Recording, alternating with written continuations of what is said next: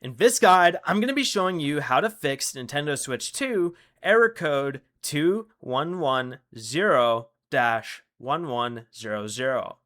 This is Miguel from Just Boz, and before we get into this guide, make sure to like the video and subscribe to the channel with all notifications on for more content like this. It really does help out the channel and we'd greatly appreciate it. If you have any questions, just ask them down in the comment section below. I'm going to be doing my best to reply to every single comment down there.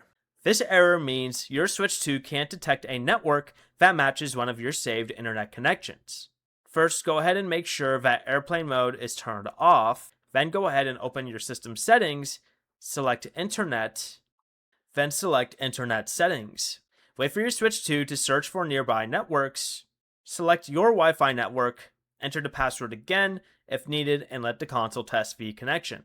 If it still fails, move your Switch 2 closer to your router and restart the console by holding the power button for at least 3 seconds, then selecting power options, and then restart.